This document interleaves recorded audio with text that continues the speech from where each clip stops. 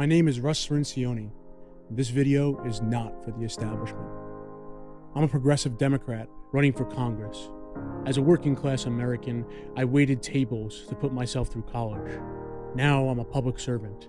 And as a government housing attorney, I fight for what I believe in. 2 years ago, my son was born. My life was changed forever.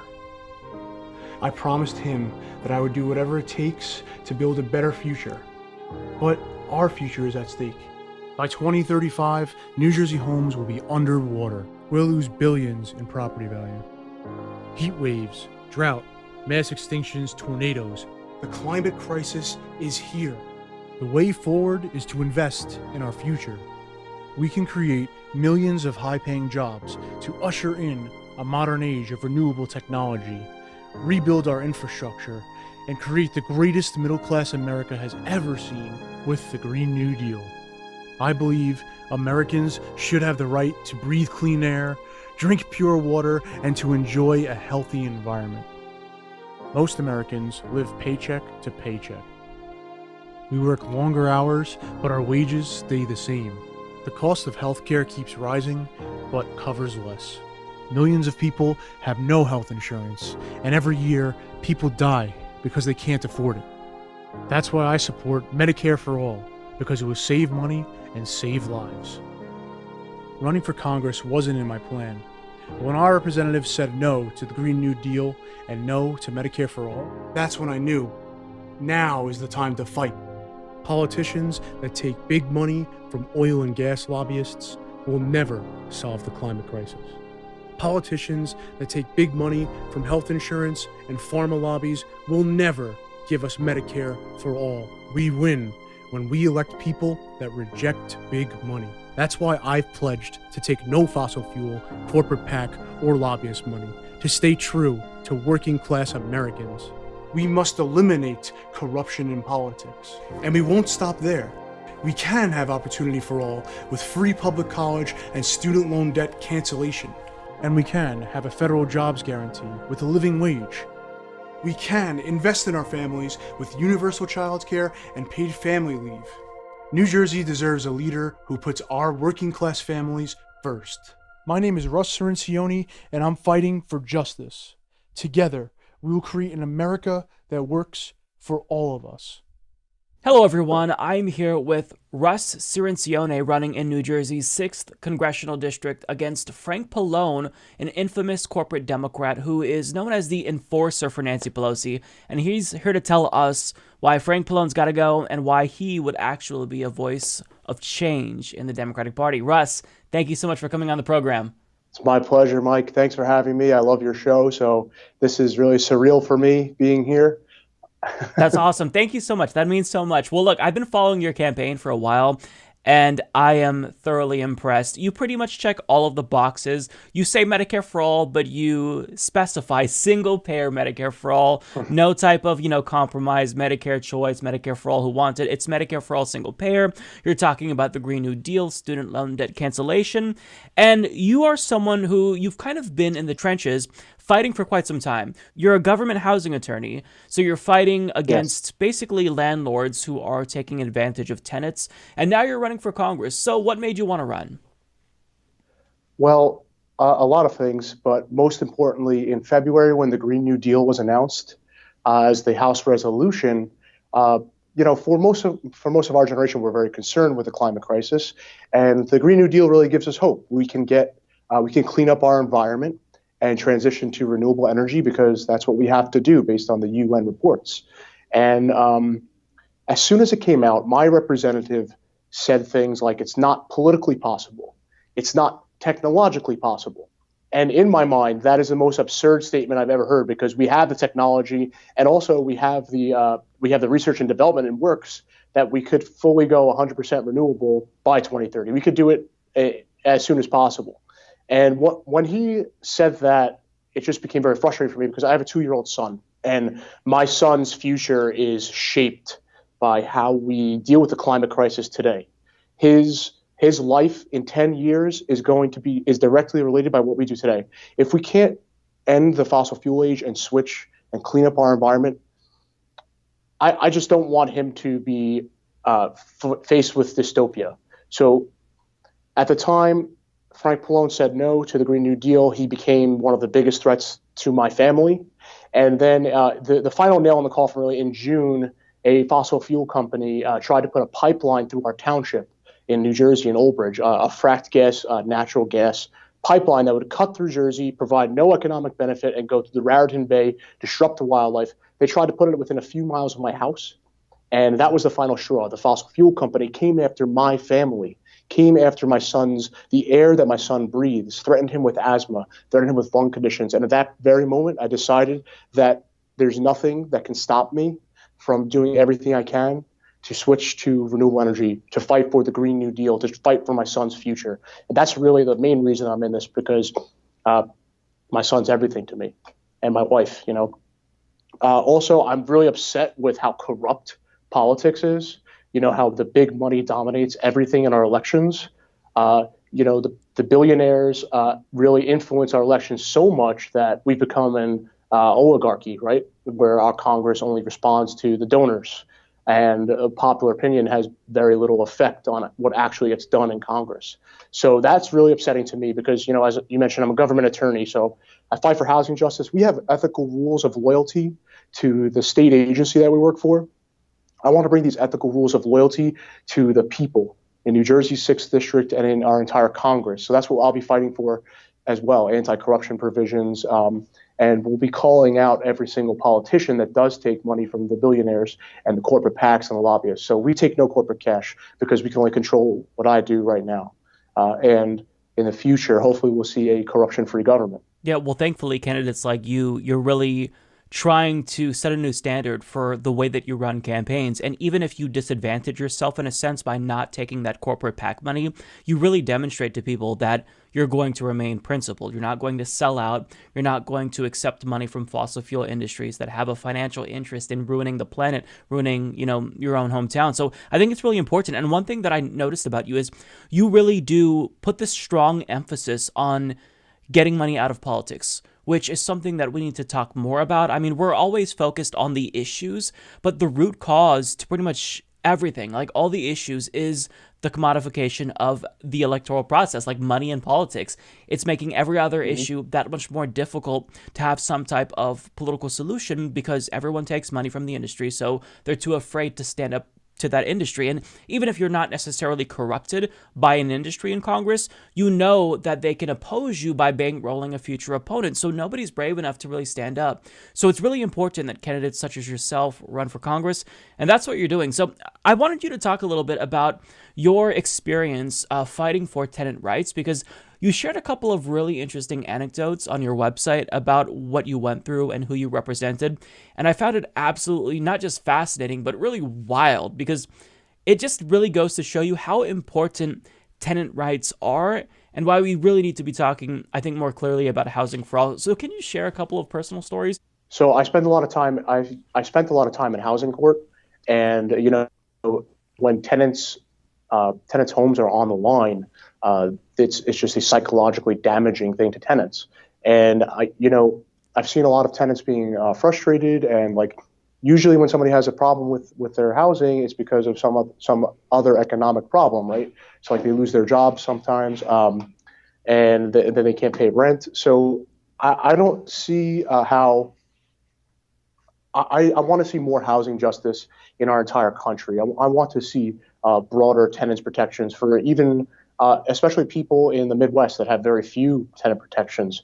New York City is actually very good with protecting its tenants, and my experience is with enforcing the rent stabilization law. That's what our agency does. We try to keep a affordable housing stock. There's about 1.5 million apartments that are subject to the law, and so I guess a couple of personal stories. So we deal with harassment issues when a landlord will harass a tenant. And the particular story that I talk about on the website is a landlord was allowing a dog to run free in the hallways, and the tenant was actually attacked by the dog, chased into her apartment. And she complained about the situation. And instead of fixing, like keeping the dog in the house or in the apartment, the landlord just retaliated against the tenant, which makes no sense. Like all he had to do was keep the dog in his home instead of running free in the apartment building. And he showed up, he knocked her door, and he showed up right in front of her, and he threatened her life. He threatened to kill her. He actually shoved a pistol in her face and said, "How dare you, complain about this condition?" And so what we did, the police got involved, and we made sure that the tenant had the proper protections against this landlord. So we remedied the situation by getting helping her get restraining orders, and also enforcing the rent laws. So we've reduced her rent for a while as well because she had to deal with these psychological damages. But really, what the entire goal of a housing program in our country should be protecting affordable housing. We need to overturn the draconian rules that are in place now that doesn't allow the federal government to invest in construction of new affordable housing. And instead of just repairing this really outdated housing stock, we have to start investing in affordable housing, actually doing the work and building it.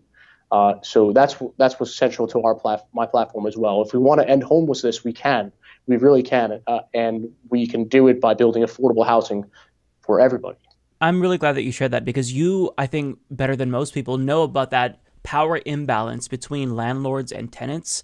And, we need to make sure that we are empowering people, and we're talking about housing for all. And I'm so glad that so many candidates running in 2020 are actually bringing up this issue, elevating it. And Bernie Sanders, thankfully, released a phenomenal plan that is a housing for all plan that could potentially end homelessness. So it's really nice to really see this issue take front and center in the election.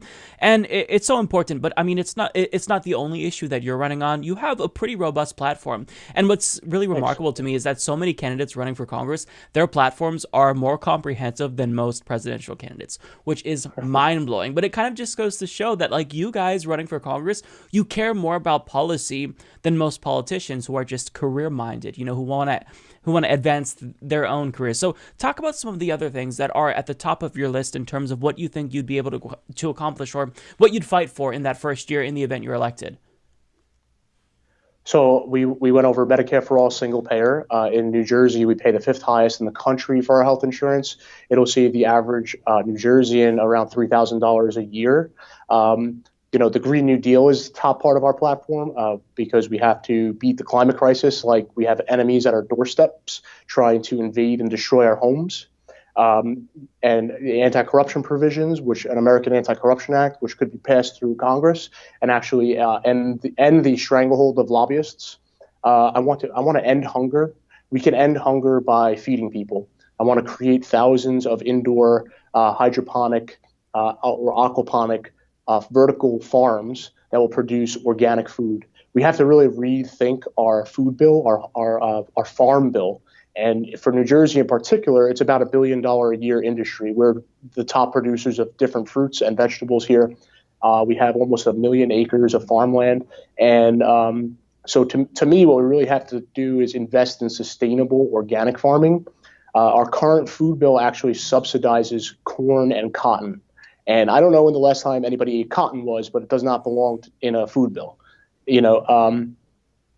We actually do not subsidize organic farming. It accounts for less than 1% of our farm bill and our investments there. And we have to change that because, organic farming is pesticide free. And to reduce the costs, indoor vertical farming essentially allows you to use no pesticides because it's an indoor contained environment. And if we construct these across the country, they can be community owned, create thousands of community jobs. And also we could feed the people who need it the most. And we could also provide low cost organic food for everybody. So everybody wins. So that's another part of our platform. There's so many things. Like, we have to expand disability rights. We have to fight for digital privacy rights. I believe in regulating cryptocurrencies and clarifying tax issues there. And also free public college. Of course, we need that, and canceling student loan debt. Because if we want to be competitive on a world stage, we have to have a well-educated workforce. And to really in debt like 50 million Americans and tie them to this like sometimes six-figure student loan debts is unacceptable to me. I mean, personally, I have student loans as well. My wife and I have them, and we're really lucky that we were able to afford like a lot of things of modern life. But I just think that it's a drain on the economy, and if we unlock that economic potential by forgiving the student loan debt and canceling it fully, then we'll have an insanely an insane economic boost in the next few years, which pays for itself over a decade. Yeah, that's really encouraging to hear. I totally agree with the student loan thing. I have student loan debt that if it were canceled, I can guarantee I would stimulate the economy, and I think a lot of millennials would agree with that. So it's an economic Absolutely. stimulus that we desperately need, and just to allow millennials like our generation to have that economic mobility or start at like just less burden even. I mean, that in and of itself would be remarkable. So you are running against someone who I think is a political behemoth, Frank Pallone. He's really one of the worst. I think a lot of people know about Frank Pallone who watch this show, but if they don't, tell us why you think Frank Pallone needs to be primaried. I think that you have a lot of things to go off of, but like in your mind, what's like the top reasons why you think he should be primaried? And I love that in your ad, you hit him for all the financial contributions that he takes. But what do you think it is about Frank Pallone that makes him unable to represent his constituents adequately? So honestly, in my opinion, our primary is probably in the top 4 or 5 most important elections in the country. And that's because Frank Pallone chairs the Energy and Commerce Committee in the House. So he's the chairman, and a lot of people don't really understand what powers a chairman of a committee has. So anyone can introduce a bill to the House floor, but then it's assigned to a specific committee with jurisdiction. The Energy and Commerce Committee has jurisdiction of about 60% of all the legislation that passes through the House of Representatives.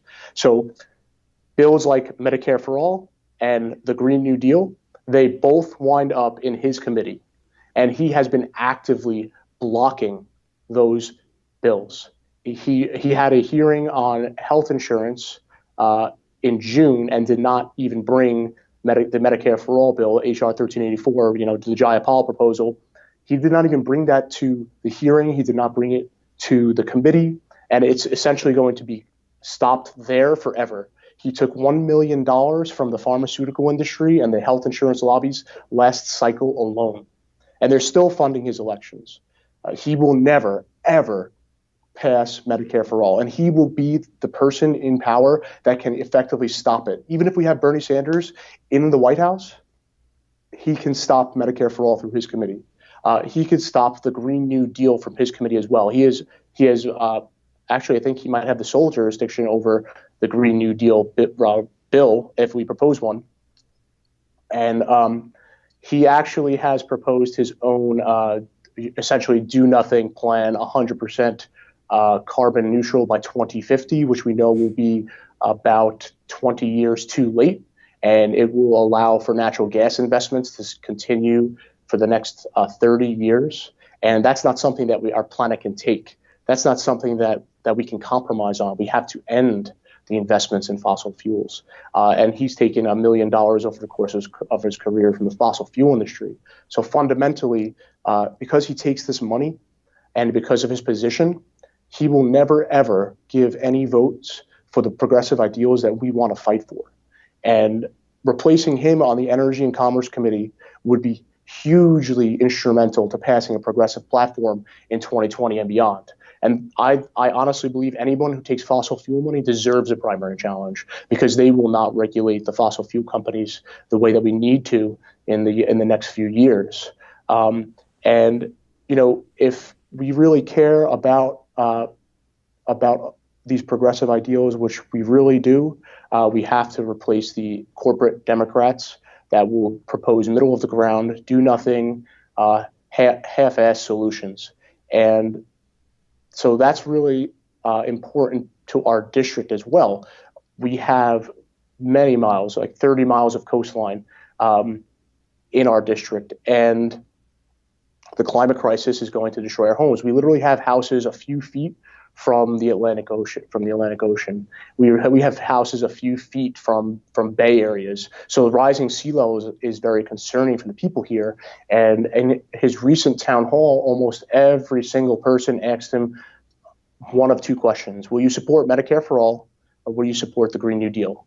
And his answer was no, no, no, 1,000 times, blaming it on the Republicans, blaming it on his donors that are going to run ads against him. He called Medicare for all socialism. He is afraid of the very people that fund his campaign. He's afraid of their campaign ads calling him a socialist. Like, for Medicare for all, they called Obamacare socialism. That argument doesn't hold any water when we have 45,000 people in our district alone without health insurance. So we're fighting for Medicare for all and the Green New Deal. Those are the two most important issues for our district, and we're going to replace them in June 2020. So I'm excited. That's great. Well, and I wanted to ask you because, I feel like anyone who's in that district, there's no way that they enjoy putting up with him. Like, this is a fairly blue district. Like, you don't have to put up with someone who is this conservative, this right-wing, quite frankly. And everyone in the country, they really have a vested interest in seeing you succeed, because this is something that doesn't just affect that district that you're living in. I mean, it certainly affects you the most. But, I mean, if he's a barrier to Medicare for all, then absolutely we all have to coalesce around your campaign and get him out of office. But what I wanted to ask you was, what do you think it would take? Because you're not taking corporate cash, and he is, so he's going to have that monetary advantage. What do you think it would take to make you viable in 2020? Because I know you're knocking on a lot of doors, but how much do you think you'd have to raise in order to be competitive? To be competitive, if we raise $150,000, we will definitely be extremely competitive. And if we go up to 300K, then I think that we're going to win the election, because we have a district that's pretty wide, right? So it traces the coastal shoreline very narrowly, so it's geographically long. But we do have urban areas. We have very dense urban areas. So, but we can win with really not much money, and this is a safe Democratic district. The Cook rating is like +9.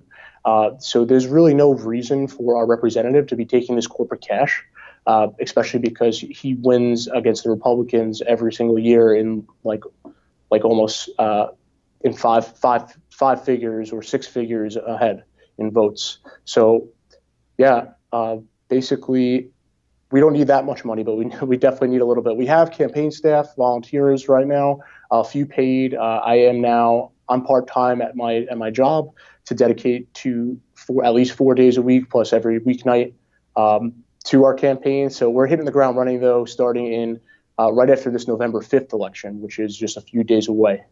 I kind of feel like every single primary challenger will win hands down if every voter knows about you. Because I think that the pitch that you're making, it makes sense. It's going to resonate with people. It's just a matter of, will people actually know who you are, or will they just vote based on name recognition? What's the response that you've gotten from constituents? Because I can't imagine that in a deep blue district like that, they're too happy with Frank Pallone.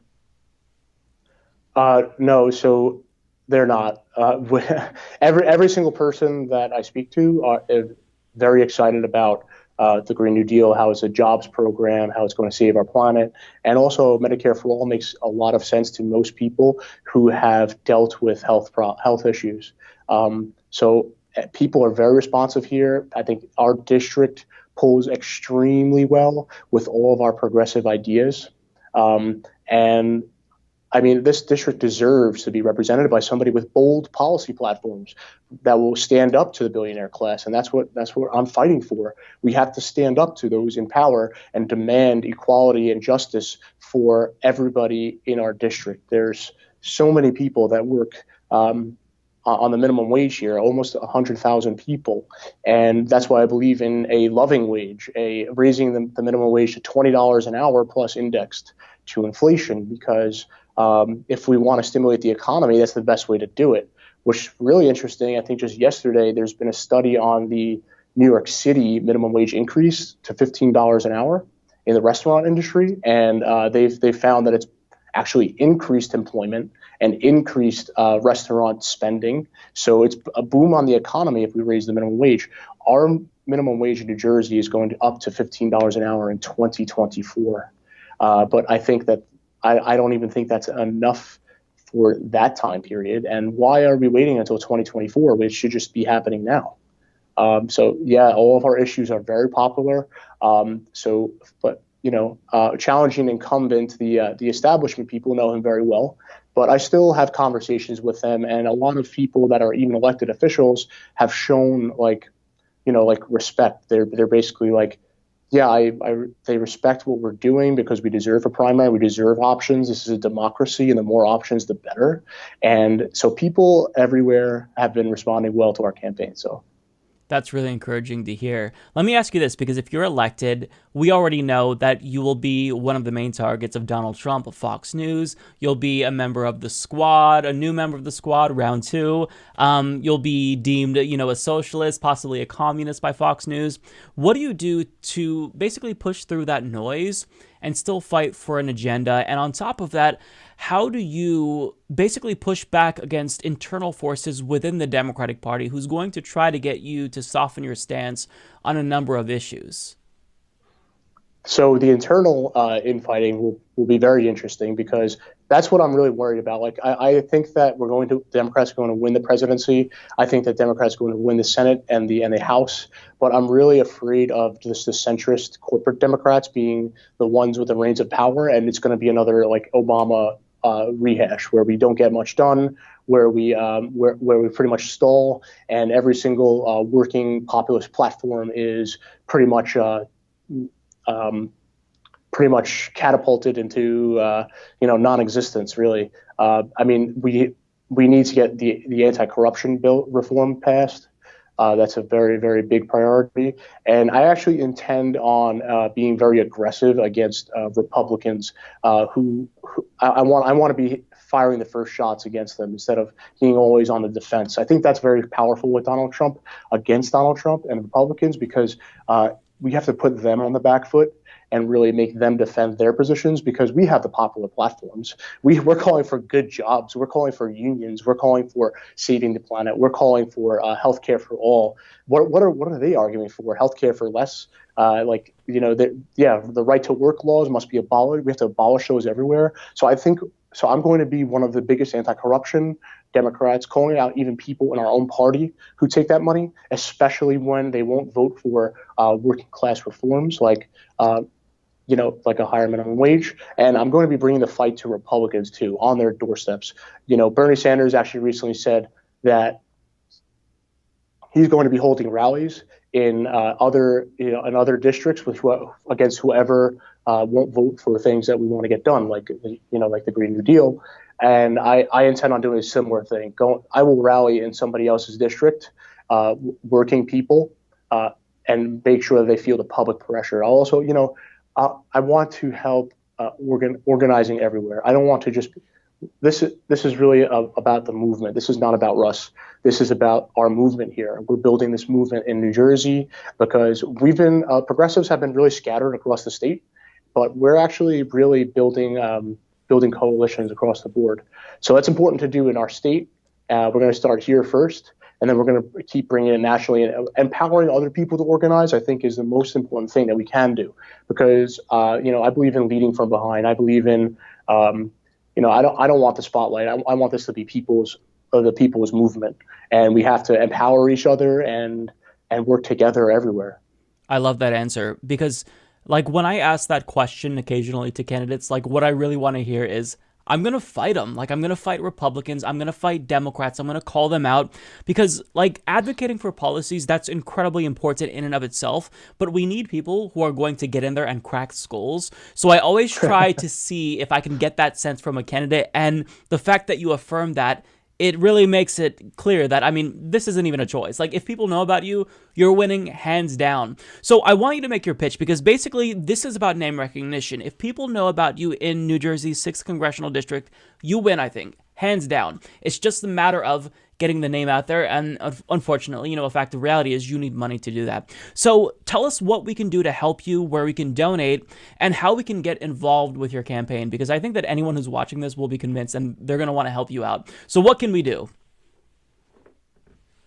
Yeah, so we have a really good website with all of our policies there. It's russforus2020.com, RUSSFORUS 2020.com. There's a volunteer form there where we're looking for volunteers across the country. We need help online organizing and also, getting the message out more. So definitely sign up there. There's a donate link there. We definitely appreciate any contributions because we're grassroots, we're people funded, taking no corporate cash.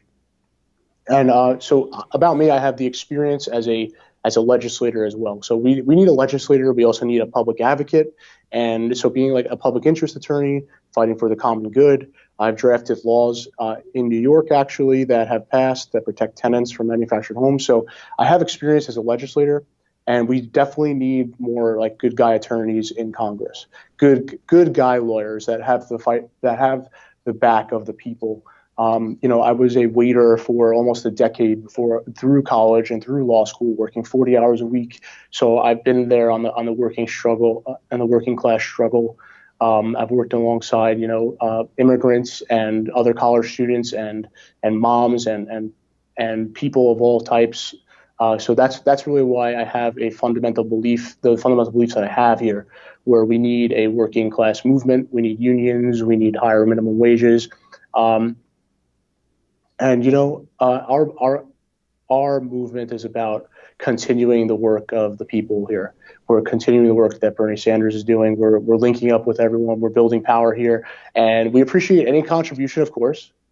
But this moment in time is the most important ever, because right now our future selves are watching us, and we're going to ask ourselves, when the Amazon was on fire, when California was on fire, when there were massive hurricanes everywhere, what were we doing to stop it, to fight it, to bring a new movement to clean up our environment? And now is the time to be involved.